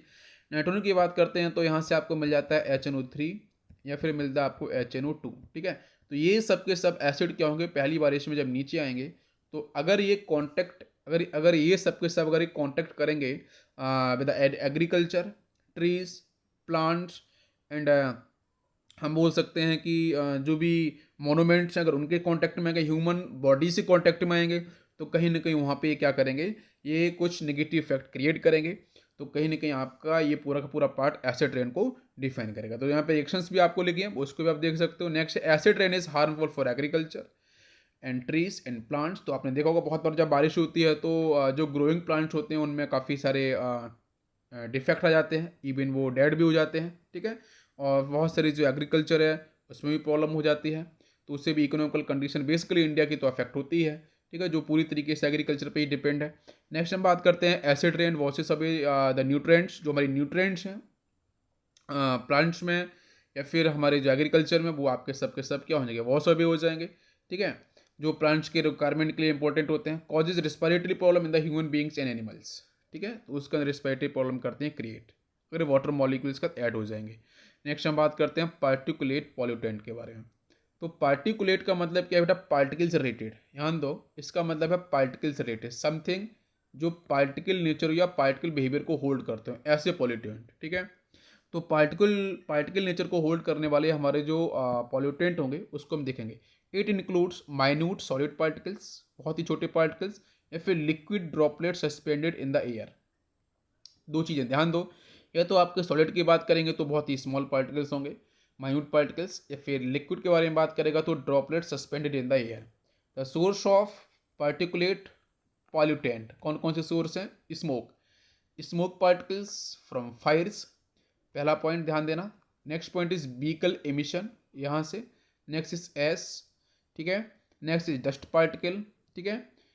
नेक्स्ट हम तो ये कुछ इंपॉर्टेंट है जहाँ से हम सोर्स के बारे में अगर क्वेश्चन आता है तो कौन कौन से हैं आपके पार्टिकुलेट पोल्यूटेंट के लिए। तो स्मोक हो गया, स्मोकिंग। नेक्स्ट आपका व्हीकल एमिशन हो गया, एश हो गया, डस्ट पार्टिकल, एंड आपके पार्टिकुलेट पोल्यूटेंट के पर्टिकुलर क्या हो गए हैं, कॉज सोर्स हो गए हैं। ठीक है, सोर्स आपको दिख गए हैं।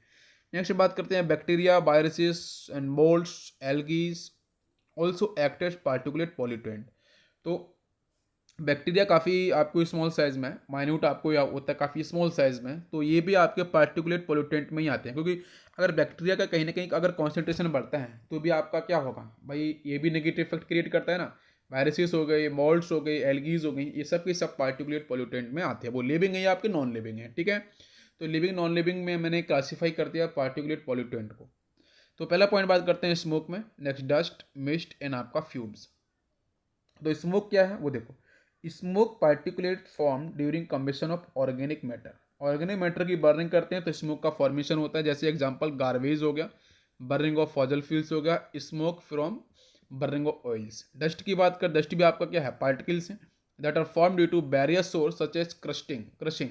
आप क्रशिंग करते हो, ग्राइंडिंग करते हो, सॉलिड्स जो भी पार्टिकल्स होते हैं, आपको पता है कैल्शियम कार्बोनेट की डिफरेंट बड़ी बड़ी जो लेयर चट्टाने होती है उसको ब्रेक किया जाता है, ठीक है। तो उसको हम डायनामाइट के थ्रू उसको हम क्या करते हैं, इसको हम ब्रेक करते हैं। तो वहाँ से भी क्या होगा कि जो डस्ट के जो पार्टिकल्स हैं वो वहाँ से क्या होंगे, आप पे क्रिएट होते हैं। जिसमें हम देख सकते हैं sand, sawdust, fly ash, etc are also important source of particulate material. Mist की बात करते हैं तो मिस्ट में बच्चों आपका लिक्विड वाला पार्ट आता है, ठीक है। तो mist are the small water droplets, है ना, जो सस्पेंड रहते हैं एयर के अंदर, that decreases the visibility in the atmosphere. आपने देखा होगा जब विंटर सीजन होता है तो विंटर सीजन में आपने देखा होगा कि मिस्ट आपको जनरली देखने को मिलती है, क्योंकि या फिर बारिश का भी काफ़ी, अगर जहाँ पे काफ़ी ज़्यादा बारिश होती है वहाँ भी देखने को आपको मिलता है। तो वाटर की ड्रॉपलेट्स अगर ज़्यादा अमाउंट में अगर हमारे एटमॉस्फेयर में आ जाएंगी तो फिर जो विजिबिलिटी है वो कहीं ना कहीं क्या करती है, आपकी कम होती जाएगी। For example mist form herbicides and insecticides, ठीक है। नेक्स्ट हम बात करते हैं फ्यूम्स। तो fumes are another non viable particulate pollutant that are form due to condensation of vapours during distillation और बॉइलिंग, ठीक है। ये आपको चारों ध्यान रखने हैं पार्टिकुलेट पॉल्यूटेंट के बारे में। Next come is smoke. Smoke आपका क्या है, तो स्मोक में देखेंगे the combination of smoke and fog, very very important, ठीक है, very very very important. Smoke क्या होता है, स्मोक के बारे में बात करते हैं तो स्मोक प्लस फॉग, ठीक है। स्मोक प्लस फॉग को मिक्स कर देते हैं तो वहाँ से आपके स्मोक का फॉर्मेशन होता है। और स्मोक आपके बेसिकली यहाँ पे दो टाइप के स्मोक। पहले हम बात करते हैं क्लासिकल स्मोक, नेक्स्ट है आपका फोटोकेमिकल स्मोक, ठीक है। तो पहला है आपका क्लासिकल स्मोक। तो क्लासिकल स्मोक की बात करते हैं, इसमें आपको मिलता है mixture of smoke, first point, sulphur dioxide plus fog, ध्यान दो, ठीक है। जहाँ पे आपका कूल एंड ह्यूमिड इन्वायरमेंट होता है, जहाँ पे ह्यूमिडिटी काफ़ी ज़्यादा है, ठीक है, या फिर जहाँ पे काफ़ी ठंडा रहता है, मतलब काफ़ी कूल रहता है, तो वहाँ पे आपको smoke plus sulphur dioxide plus आपको फॉग, कहीं कहीं आपको नाइट्रोजन के भी ऑक्साइड देखने को मिलते हैं in place of sulphur dioxide. तो इनके तीनों कॉम्बिनेशन से जो आपका यहाँ पे स्मोक बनता है उसको बोलते हैं क्लासिकल स्मोक। तो क्लासिकल स्मोक की कंपोजिशन आ सकते हैं तो आप बता पाओगे smoke plus sulphur dioxide plus fog. Photochemical fog के बारे में बताते हैं तो यहाँ पे कॉम्बिनेशन रहता है बेटा फॉर्मल्डिहाइड का, इंपॉर्टेंट है, मैंने पहले ही बोला था कि आपका जो स्मोक है वो बहुत इंपॉर्टेंट है। Formaldehyde acrolein plus nitric dioxide plus ozone plus PAN. फिर होता है पेन, आपको होता है पॉलीएक्राइल, ठीक है। इन सब का जो कॉम्बिनेशन है, तो मैं फिर से रिपीट करता हूँ, फोटोकेमिकल स्मोक कौन कौन से मिलते हैं, formaldehyde, acrolein, nitric oxide, ozone and PAN. इनके कॉम्बिनेशन को अगर आप करोगे तो फोटोकेमिकल स्मोक मिलेगा। और ये कहाँ मिलता है, वार्म एंड सनी इन्वायरमेंट में, जहाँ पे आपका देखो ये तो ठंडा होगा, ये फिर ह्यूमिड होगा, ये फिर वार्म या सनी।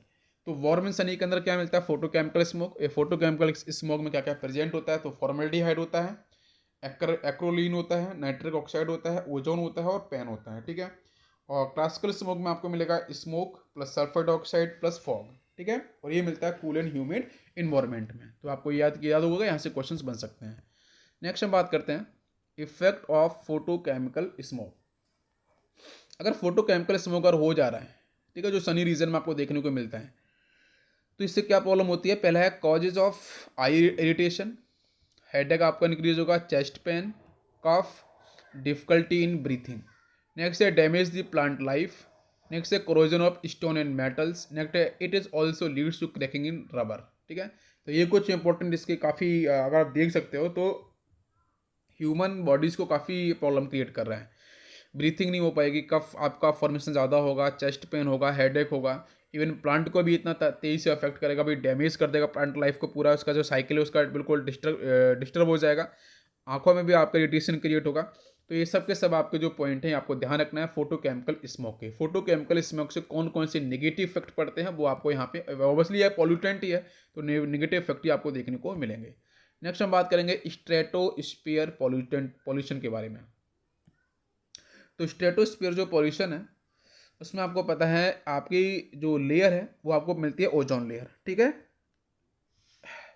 तो stratosphere contains ozone layer that protects the earth from harmful ultraviolet rays, ठीक है। These ultraviolet radiations causes skin cancer in the human beings. Ozone, oxygen, when absorb ultraviolet rays, it breaks into oxygen atom. Oxygen atom when combined with oxygen, they form ozone. इसके reaction को ध्यान से देखना। सबसे पहले क्या हुआ कि आपका जो O2 है, ऑक्सीजन है, अगर इससे कांटेक्ट में अगर आपके यहाँ पे अल्ट्रा वायलेट जो हार्मफुल अगर रेडिएशन से कांटेक्ट में आएंगी तो ये O2 ब्रेक कर जाएगा O+O के अंदर। और आपको पता है कि ऑक्सीजन के पास यहाँ पे ये नेशेंट ऑक्सीजन में आपका डिसोशिएट हो जाएगा। फिर यही जो नेशेंट ऑक्सीजन है, ध्यान देना, ये नेशेंट ऑक्सीजन अगर O2 के कंबाइन में फिर से आएगा तो यहाँ से ये फॉर्म कर लेगा ओजोन, O3 का फॉर्मेशन कर लेगा, ठीक है।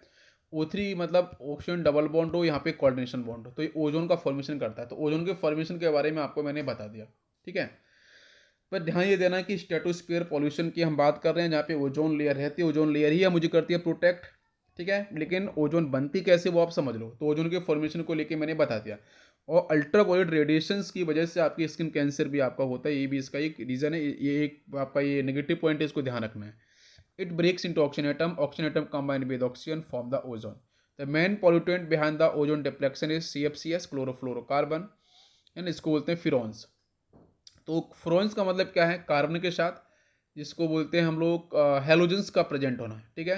हेलोजेंस का मतलब क्या है, fluorine, chlorine, bromine and iodine. तो इसके लिए आपका ऑर्गेनिक केमिस्ट्री के अंदर एक रूल्स होता है, एक मैथमेटिकल रूल्स होता है, उसके बेस पे आप क्या करते हैं, क्लोरोफ्लोरोकार्बन का फॉर्मेशन करते हैं। तो फ्लोरेंस की डिफरेंट कैटेगरी है जहाँ पे आपका फ्लोरीन होता है, क्लोरीन भी होता है, ब्रोमीन भी आता है, आयोडीन भी आता है विद कार्बन, ठीक है। अच्छा, और इसका हम फ्लोरेंस का यूज कहाँ करते हैं, CFCs का रेफ्रिजरेटर में यूज करते हैं, ठीक है। This CFCs in environment absorb ultraviolet rays and form chlorine free radicals. आप पता है क्लोरीन फ्री रेडिकल्स तो आपके हार्मफुल रहेंगे। तो इसका रिएक्शन देख लो, CF2Cl2, ये गैस में है तो बेटा डिस्ट्रीब्यूट क्लोरीन प्लस CF2Cl के अंदर। देन जो nascent chlorine is combined with ozone तो बनाएगा ClO एंड आपका O2। ClO combined with nascent oxygen तो आपका Cl+O2 का फॉर्मेशन करेगा, ठीक है। तो इसके जो रिएक्शंस है ये पूरा का पूरा पार्ट जो रिएक्शन वाला पार्ट है इसको आपको ध्यान रखना है, वेरी इंपॉर्टेंट, ठीक है। तो इसके बाद हम बात करेंगे इन्वायरमेंटल पॉल्यूशन में।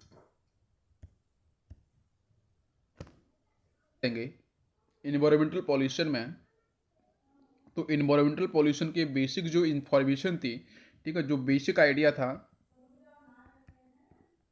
ठीक है, तो बेसिक इन्फो तो मैंने आपको दे रखी है अभी, ठीक है। इन्वायरमेंटल पॉल्यूशन में यहाँ पे कुछ एक दो पॉइंट एक्स्ट्रा दिखाऊंगा, आपको देखने को मिलेंगे, उस पर थोड़ा सा हम बात कर लेते हैं, ठीक है। तो इसमें हम बात करेंगे इन्वायरमेंटल पॉल्यूशंस के डेफिनेशन में एक बार फिर से देखते हैं। The undesirable change in the surrounding are known as environmental pollution. Change in the environment affect the pollution, sorry, plant, animals as well as human beings, इनको affect करेंगे। Any substance that does pollution is called pollutant. Pollutant can be solids, liquid and gas, पहले ही पढ़ चुके हैं। Pollutant can be released into environment by a natural process or human activities या man-made activities। Types of pollutant की बात करते हैं तो pollutant can be डिग्रेडेबल, मतलब जिसे हम क्या कर सकते हैं, माइक्रो ऑर्गेनिज्म के थ्रू हम लोग क्या कर सकते हैं, उसे डिग्रेड कर सकते हैं, फिनिश कर सकते हैं, ठीक है। Such as degraded vegetables. On the other hand pollutants can be non biodegradable, जिसे आप डिग्रेड नहीं कर सकते हो, जो काफ़ी लंबे समय तक, लंबे टाइम के लिए क्या कहते हैं, एनवायरमेंट में एज इट इज उसी फॉर्म में पड़े रहते हैं जिस फॉर्म में वो आपके रिलीज होते हैं। इसमें एग्जाम्पल्स हैं बच्चों, die chloro diphenyl try chloro ethane, well non organic chemistry compound DDT, ठीक है। नेक्स्ट है प्लास्टिक के मटेरियल्स, इतने हैवी मटेरियल्स होते हैं, ठीक है। वो सब के सब आपके नेचर के अंदर एज इट इज़ वैसे ही प्रेजेंट बने रहते हैं जो स्टार्टिंग की स्टेट में होते हैं, काफ़ी लंबे समय तक, काफ़ी लंबे टाइम के लिए, ठीक है, 1-2 महीने के लिए, काफ़ी ईयर्स के लिए बने रहते हैं, ठीक है, इसलिए इसको बोलते हैं non biodegradable. ETC in plants, sulfur dioxide causes flowers bud to fall from plant। अगर सल्फर डाइऑक्साइड का अमाउंट अगर इंक्रीज करेगा, कॉन्सेंट्रेशन इंक्रीज करेगा नेचर में, तो मैंने बताया था जो प्लांट्स की ग्रोथ है उसको वो स्टॉप कर देता है, जो फ्लावर बड है ना, उसको क्या करेगा, प्लांट से वो रिलीज कर देता है if the concentration of sulphur dioxide will increase. तो हाइड्रोकार्बन्स के बारे में मैंने बताया था, जो आपके कैंसर के कॉज रहते हैं, कैंसर के एजेंट रहते हैं, जिसको बोलते हैं कार्सिनोजेनिक, ठीक है, वो आपके हाइड्रोकार्बन्स नेचर में प्रेजेंट है, वो भी पोल्यूशन कॉज है। Excessive use of fossil fuels, वो आपको पता है एटमॉस्फेरिक पॉल्यूशन है, ठीक है। इसी चीज़ को कंटिन्यू करते हुए नेक्स्ट हम बात करेंगे एटमॉस्फेयर पॉल्यूशन को लेके। तो एटमॉस्फेयर पॉल्यूशन में आपको देखने को मिलेगा यहाँ पे, ठीक है, atmosphere are different, has different layers और रीजन्स इन विच डिवाइडेड। मैंने पढ़ाया था ट्रोपोस्फियर, स्ट्रेटोस्फियर एंड मेसोस्फियर, ठीक है। फिर आपका thermosphere last point is thermosphere, ठीक है। तो आप यहाँ प्रॉपर देख पाओ, देखो ये देखो ट्रोपोस्फियर है बच्चों, इसके ऊपर दो स्ट्रेटोस्फियर है, मैं डायग्राम के थ्रू बता रहा हूँ आपको। नेक्स्ट आपका है मेसोस्फियर, लास्ट है आपका थर्मोस्फियर।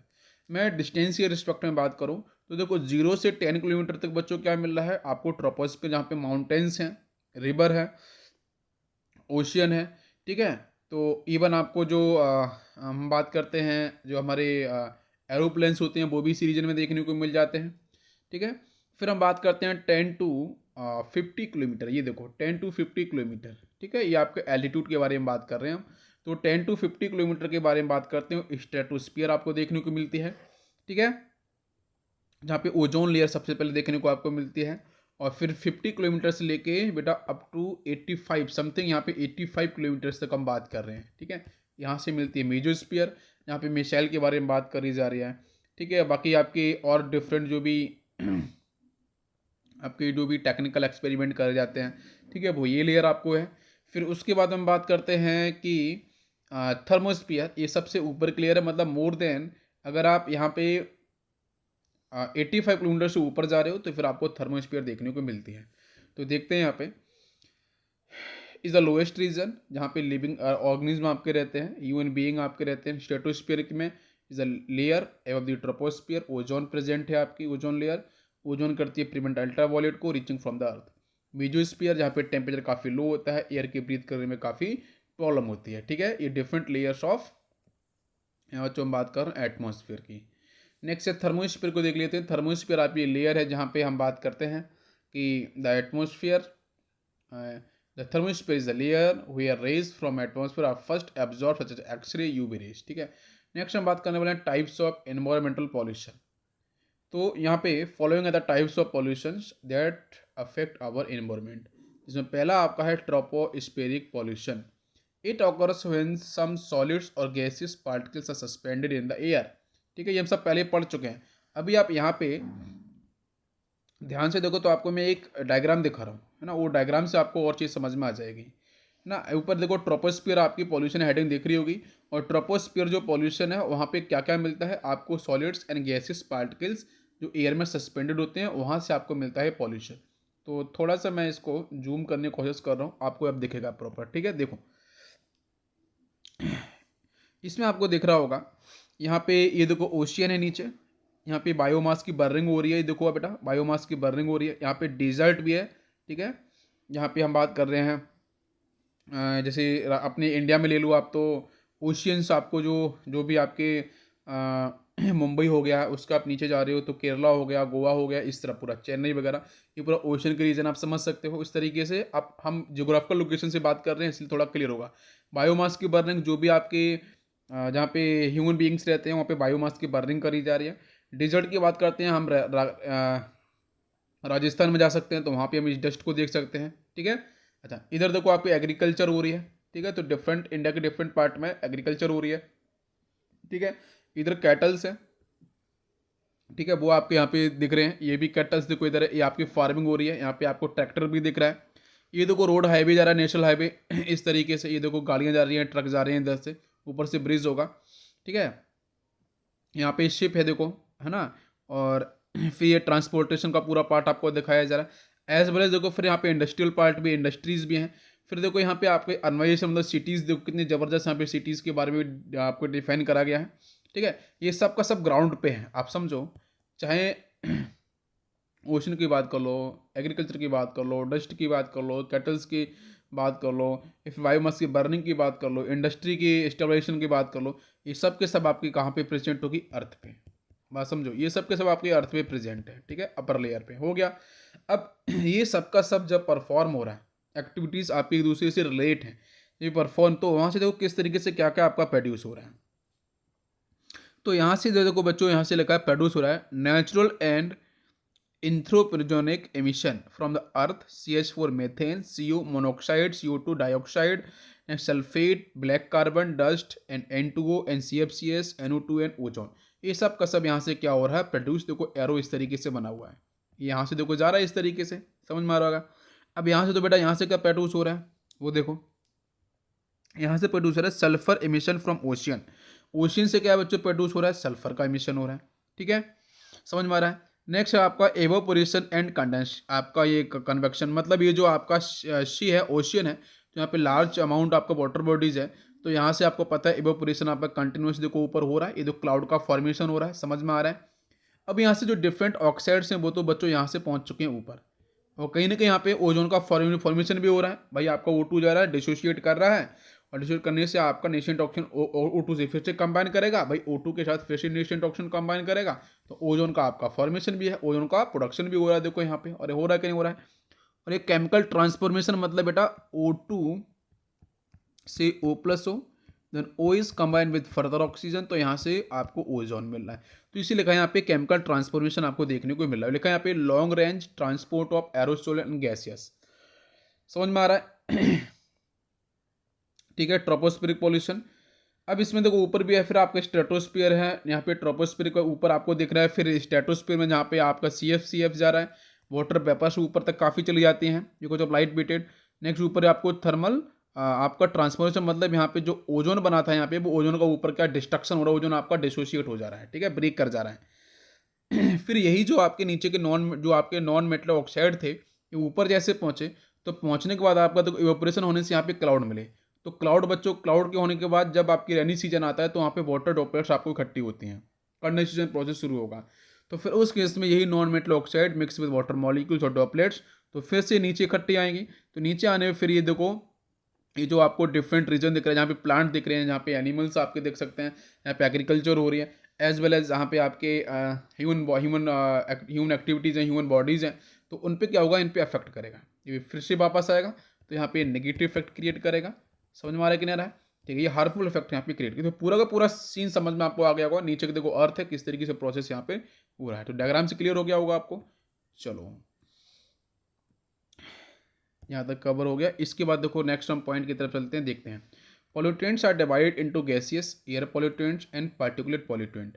तो देखो यहाँ पे लगा 6 कॉमन पॉल्यूटेंट, कौन कौन से हैं वो देख लो। पहला है कार्बन मोनोऑक्साइड, सेकेंड है ग्राउंड लेवल आपका ओजोन, नेक्स्ट लेड हो गया, नेक्स्ट है sulphur dioxide, particulate matters, next आपका नाइट्रोजन डाइऑक्साइड। ठीक है, ये आप यहाँ से नंबरिंग कर दो, तो ये 1 2 3 एंड 4 5 6। ठीक है, तो 6 को आपको ये ध्यान रखना है। ठीक है, मिलूंगा यहाँ पे, वेरी वेरी वेरी इंपॉर्टेंट।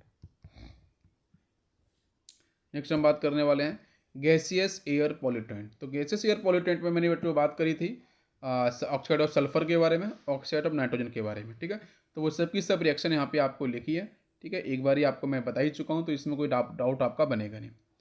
तो इसके बाद नेक्स्ट हम बात करेंगे ऑक्साइड्स ऑफ कार्बन, वो भी आप पे कवर हो चुके हैं, कार्बन डाइऑक्साइड वगैरह, CO वगैरह, मोनोऑक्साइड, हीमोग्लोबिन से कैसे आपका प्रॉब्लम क्रिएट करता है, वो भी आपके यहाँ तक हो चुका था।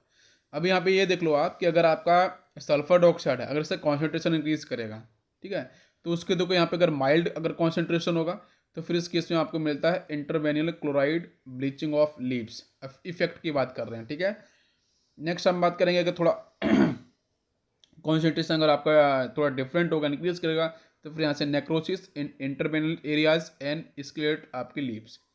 प्लांट्स के बारे में बात करिए बच्चों, है ना, प्लांट्स का जो बर्ड्स है वो आपके फॉल होते हैं। ओजोन की बात माइल्ड में, तो flick on upper surface, pre mature ageing and supportive growth of plants के बारे में। अगर आपका सेव होगा तो फिर यहाँ पे collapse of leaves, necrosis and bleaching.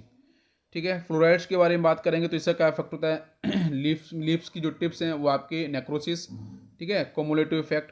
Nitrogen dioxide के अगर माइल्ड माइल्ड कंडीशन में अगर आप डिफाइन किए जाएंगे तो फिर यहाँ पे आपका क्या होगा, suppressed growth and leaf bleaching हो जाएगी। कलर के बारे में बात करें वो आपका फिनिश हो जाएगा। नेक्स्ट आपका लीव्स एब्शन हो जाएगा, bronzing of lower leaf surface, upper part normal suspended growth, sorry suppressed growth, young leaves more substantial है। तो अब ये देखो ये पूरा का पूरा आपका बायोलॉजिकल वाला पार्ट है, ठीक है, बायोलॉजी से रिलेटेड पार्ट है। बट आपको अगर मेरे हिसाब से आपको ध्यान नहीं देना है, बट यहीं पर अगर नीट के स्टूडेंट तो प्लीज़ उनको ध्यान देना पड़ेगा। ठीक है, नीट के स्टूडेंट्स जो भी रहते हैं उनको यहाँ से क्वेश्चंस बन सकते हैं। बाकी हमारे जो इंजीनियरिंग के लिए स्टूडेंट्स जाएंगे उनको इतना ध्यान देने की जरूरत यहाँ पे नहीं होती है। फिर भी एक बार ही आप थोड़ा सा इसको ध्यान से एक बार रीड करना। तो यहाँ पे लिखा है common pollutant and their effect, ये इंपॉर्टेंट है, पूछ सकते हैं ना। अगर आपका नाइट्रोजन डाइऑक्साइड होगा माइल्ड कंडीशन में तो आपका क्या इफेक्ट करेगा प्लांट के ऊपर, तो ये ऑप्शन दे सकते हैं, तो इसलिए थोड़ा सा ध्यान है। फ्लोराइड के बारे में पूछ सकता है, इंपॉर्टेंट सल्फर डाइऑक्साइड के बारे में पूछ सकता है, इनका अगर पोल्यूटेंट की फॉर्म में होंगे तो क्या इफेक्ट करेगा प्लांट पे, तो ये थोड़ा सा आपको ध्यान देना है। यस, नेक्स्ट हम बात करने वाले हैं, ध्यान दो बच्चों, कार्बन डाइऑक्साइड को एक बार रीड करते हैं। is added to the atmosphere by respiration, burning of fossil fuels and decomposition of limestone. Released carbon dioxide is taken by the plant during photosynthesis to balance the carbon dioxide released in the atmosphere. But at deforestation तो आपको पता है यहाँ पे CO2 का rate increase करेगा और the effect of increased carbon dioxide in atmosphere is called global warming. Temperature बढ़ेगा, इसी को बोलते हैं green house effect. Global warming को मैं एक डायग्राम की हेल्प से समझाने की कोशिश करूंगा बच्चों, ध्यान दो। यस, थोड़ा और करते हैं छोटा, अभी क्लियर होगा। ठीक है, चलो ग्लोबल वार्मिंग को हम यहाँ पे स्टडी करेंगे। तो ग्लोबल वार्मिंग के बारे में ध्यान से देखना आप लोग। मोस्ट आपको इसका रीजन तो पता है, बिकॉज ऑफ CO2 कॉन्सेंट्रेशन बढ़ेगा, इसकी वजह से आपका ग्लोबल वार्मिंग का कॉज आ रहा है। Most of the energy released by the sun is retained by the atmosphere which raises the temperature, the rest of the heat radiant back to the atmosphere. ठीक है भाई, ऊपर से रेडिएशन आ रही है, देखो ये आपका सन है, सन तो बच्चों एनर्जी को कंटिन्यूस रिलीज कर रहा है। सोलर रेडिएशंस आपके यहाँ से देखो आ रही हैं इस तरीके से। ठीक है, तो इसमें से बहुत से रेडिएशंस क्या होती हैं, आने के बाद वापस नहीं जाती हैं, नहीं है, और बहुत सी रेडिएशंस ऐसी हैं जो वापस जाती भी हैं। और जो वापस नहीं जा रही हैं तो उनके पीछे रीज़न क्या है कि कहीं ना कहीं ऊपर बच्चों क्या है, आपकी वाटर ड्रॉपलेट्स हैं या फिर डिफरेंट आपके पार्टिकुलेट आपके यहाँ पे पॉल्यूटेंट भी हैं। ठीक है, तो उसकी वजह से ये क्या होती है, फिर से ये जो हमारी लेयर है, ये जो आपकी रेडिएशंस हैं, ठीक है, ये वापस आपकी नहीं जा पाती। तो ना जाने के पीछे क्या होगा, यहाँ पे जो आपका टेम्परेचर होगा वो फटाफट से बढ़ता जाएगा। क्या आपको मेरी बात समझ में आ रही है? तो टेम्परेचर नीचे होगा वो बढ़ता जाएगा continuous. The heat is trapped by the gases, for example carbon dioxide, methane, ozone, CFCs and water vapours जो एटमॉस्फेयर प्रेजेंट है, ये सभी से एब्जॉर्ब कर लेंगे। तो इसकी वजह से क्या हुआ, टेम्परेचर आपका करेगा राइज, इसको बोलते हैं हम लोग ग्लोबल वार्मिंग। ग्लोबल वार्मिंग का मतलब है कि हमारा जो एटमॉस्फेयर जो अर्थ है उसका जो टेम्परेचर है वो बढ़ना। वो क्यों बढ़ेगा? बिकॉज सन से जो आने वाली रेडिएशन है उनको ट्रैप करता है। कौन कौन ट्रैप करेगा? जो भी हमारे पॉल्यूटेंट होते हैं, जैसे कार्बन डाइऑक्साइड हो गया, मीथेन हो गया CH4, ओजोन हो गया CFCs हो गया, ठीक है, वाटर वेपर्स हो गए। तो इस सब के सब क्या करते हैं, जो आपकी रेडिएशन को ट्रैप कर लेते हैं। तो जिसकी वजह से यहाँ पे जो टेम्परेचर कंट्रोल इंक्रीज करते हैं इसको बोलते हैं हम लोग ग्लोबल वार्मिंग। तो यहाँ पे जरा एक बार देखो आप ध्यान से, यहाँ पे अर्थ है आपका इस तरीके से, जहाँ पे कुछ वाटर बॉडीज आपकी दिखाई गई हैं। ये देखो यहाँ पे इधर आपका आइस शीट्स हैं, ये आपकी मिल्ट कर रही है। तो मिल्ट करने से देखो यहाँ से वाटर लेवल इंक्रीज करेगा। ऊपर से देखो सन की रेडिएशंस आ रही हैं, तो सन की रेडिएशंस को एब्जॉर्ब करने के लिए कौन कौन है, CO2 है, CH4 है, वाटर के ड्रॉपलेट्स हैं, ठीक है, बाकी CFCs भी है। ये सब के सब देखो CO2 यहाँ से रिलीज हो रही है, SO2 भी रिलीज हो रही है, ठीक है, जब हम डिगिंग कर रहे हैं यहाँ से।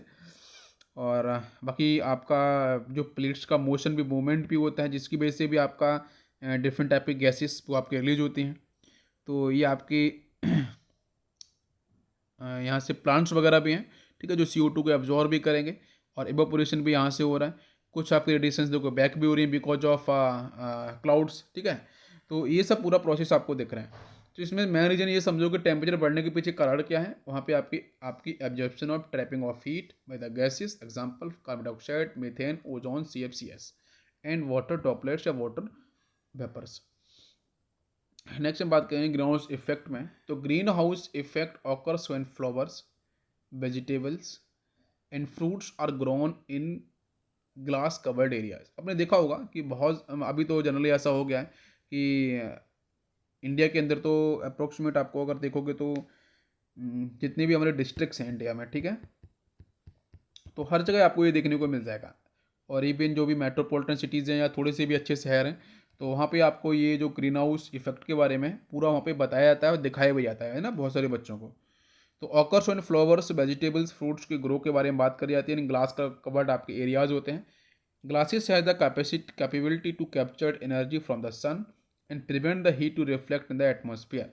तो जो जो आपके ग्लास लगे रहते हैं वहाँ से आपकी सनलाइट आ तो जाएगी लेकिन वापस नहीं जाएगी। तो this increase in temperature in the green house, this is known as green house effect. This is observed in cold places, the solar radiations heat of the plants and soil. ठीक है, green house gases including carbon dioxide, water vapours, methane, nitrous oxide and आपका CFCs and the other ozone. ठीक है, ये हो गया आपका यहाँ पे फिनिश। इसके बाद हम बात करेंगे ग्रीन हाउस इफेक्ट का एसिड रेन के बारे में। तो एसिड रेन के बारे में मैंने बताया था।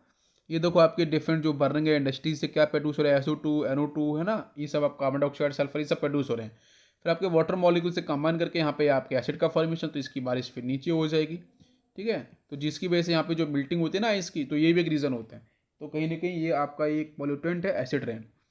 तो उसमें लिखा है कि जो pH फॉल करेगा 5.6 से, तो आपके यहाँ पे क्या होगा, उसको हम एसिड रेन बोल सकते हैं। नहीं, आपकी एसिड रेन हार्मफुल रहती है, वो आपको बता दें, एग्रीकल्चर, ट्रीज, प्लांट, ठीक है, ये सब आपको लगा है। और इंपॉर्टेंट पॉइंट है ताजमहल के ऊपर। Taj Mahal in India is the most important examples to damage by the, उसमें जो कैल्शियम कार्बोनेट है, तो calcium carbonate when combined with H2SO4, आपको पता है यहाँ पे रिएक्शन इस सॉल्ट के साथ आपका एसिड है, तो यहाँ से बनेगा आपका तो आयन एक्सचेंज रिएक्शन हो जाएगी, calcium sulphate plus water, actually तो आपका H2CO3 बनेगा। H2CO3 further decompose into water molecules and carbon dioxide. ठीक है, तो CO2 निकलेगा, तो ये पॉल्यूटेंट है।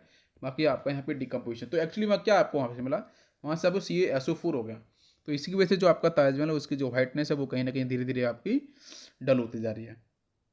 This is due to presence of industries in area where Taj Mahal is located, the acid rain reacted with marbles. यहाँ से ये रिएक्शन आपको यहाँ से फॉर्म होगी। ठीक है, इसको ध्यान रखना है। तो यहाँ से देख सकते हो आप, ये नेचुरल सोर्सेज है, मैनीमिटी सोर्सेज है, यहाँ से NO2 जा रहा है, SO2 जा रहा है, ऊपर कंबाइन कर रहा है, फिर आपके देखो इस तरीके से एसिड रेन हो रही है, वो पूरा आपको डिफाइन किया गया है। इसके बाद है आपके particulate pollutant, smoke, dust, mist, ये सब आपके फ्यूम्स हो चुके हैं। ठीक है, इसके बाद नेक्स्ट बात करेंगे ओजोन होल को लेके। ठीक है, ओजोन होल को समझ लेते हैं थोड़ा सा। यस, ओजोन होल को हम लोग देखते हैं। तो ये क्या है, in 1980 scientist has reported that there is depletion of ozone in the Antarctica region. ठीक है, 1980 में। This is known as ozone hole. During summer time nitrogen dioxide and methane combine with chlorine monoxide and chlorine atoms forming chlorine sink, and thus prevent ozone depletion. During winter season, polar stratosphere clouds are formed over Antarctica. These are special clouds that provide a surface for the chlorine nitrate formation.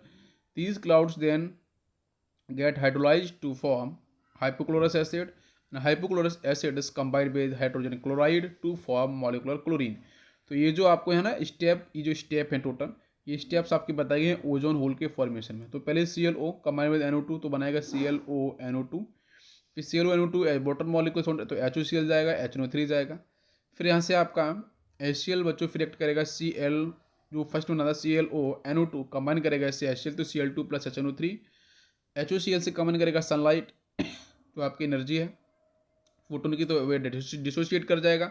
यहाँ पे आपका होगा होमोलोसिस cleavage. ठीक है, होमोलोसिस cleavage हो जाएगा, radicals बनेंगे HO dot NaCl2 dot, sorry Cl dot, इसकी एक्टिविटी काफ़ी हाई होगी, तो Cl2 फिर आपका डिसोशिएट, ये आपके इस तरीके से, देन Cl डॉट, फिर वाटर मॉलिक्यूल्स को गया तो HCl बनेगा प्लस आपका HO डॉट बन जाएगा। ठीक है, तो ये जो पूरा का पूरा जो प्रोसेस है वो आपके ओजोन